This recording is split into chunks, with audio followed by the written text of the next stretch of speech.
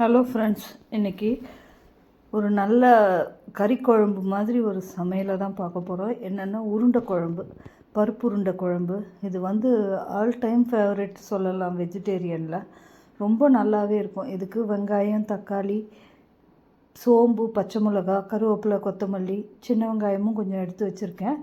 எல்லாத்தையும் கட் பண்ணி வச்சாச்சு. இது குழம்பு கூட்டி தான் போட போகிறோம். அதுக்கு என்னென்னா உப்பு, மஞ்சப்பொடி, மிளகாத்தூள், புளி தண்ணி இதெல்லாம் போட்டு தண்ணியாக குழம்ப கரைச்சிக்கணும். கடலைப்பருப்பு ஊற வச்சு நல்லா வடைக்கு மசால் வடை செய்வோம் இல்லையா, கார வடை, அதுக்கேற்ற பக்குவத்தில் அதை அரைச்சி வச்சுட்டு கொஞ்சோண்டு பச்சரிசி மாவு ஒரு ஸ்பூன் கூட சேர்த்துட்டா உருண்டை கரையாது, நல்லாயிருக்கும். அதை நல்லா அந்த வெங்காயம், பச்சை மிளகாய் எல்லாம் போட்டு பிசைஞ்சு பூண்டு போட்டு அரைக்கணும். பூண்டு ஒன்றும் பாதியமாக அரைஞ்சி அந்த சோம்பும் பூண்டும் நல்லா அந்த பருப்பில் வாசனை வரணும். அதுக்கப்புறம் நம்ம எப்பவும் போல் ஒரு கடாயை வச்சு எண்ணெயை ஊற்றி, வேணுன்றவங்க பட்டை சேர்த்துக்கோங்க, வேணான்னா வெறும் கடுகு உளுந்து மட்டும் போட்டால் போதும். சீரகம் வேணால் நான் போட்டுக்கோங்க.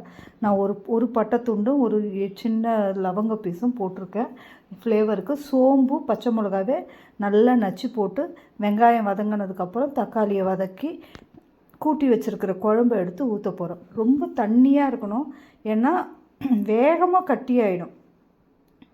இதில் அந்த உருண்டை கரையவே கரையாது. தண்ணியாக இருந்ததுன்னா நல்லா அதை போட்டு ஒரு உருண்டையாக நல்லா குழம்பு கொதி வந்த உடனே நம்ம போட ஆரம்பிச்சிடணும்.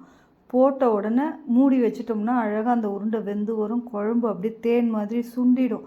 இப்போ இவ்வளோ தண்ணியாக வச்சுருக்குறேன் இல்லைங்களா, இந்த குழம்பு அப்படியே ஆப்போசிட்டாக மாறிடும். அந்த அளவுக்கு டேஸ்ட்டாக இருக்கும். இதுக்கு தேங்காய் தேவையே கிடையாது.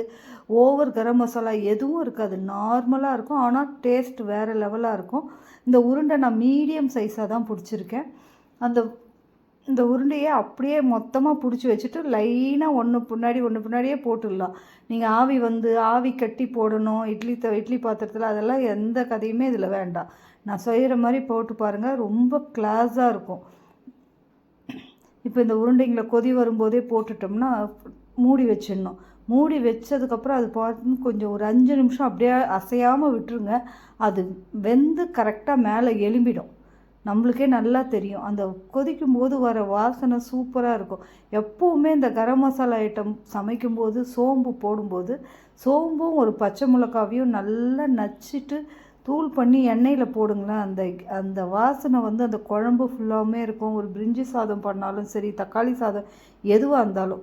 இப்போ இது பாருங்கள் எப்படி கொதிச்சு வந்துருச்சா, எப்படி இருக்குது பாருங்கள். கறி சிக்கனே தோற்றுரும், அந்த அளவுக்கு டேஸ்ட்டாக இருக்கும். சப்பாத்தி, ரைஸு, தோசை, இட்லி எது கூட வேணாலும் சாப்பிட்லாம். இந்த வீடியோ பிடிச்சிருந்தால் லைக் பண்ணுங்கள், கமெண்ட் பண்ணுங்கள், ஷேர் பண்ணுங்கள். நாளைக்கு இன்னொரு ரெசிபியோடு பார்க்கலாம். தேங்க்யூ, பாய்.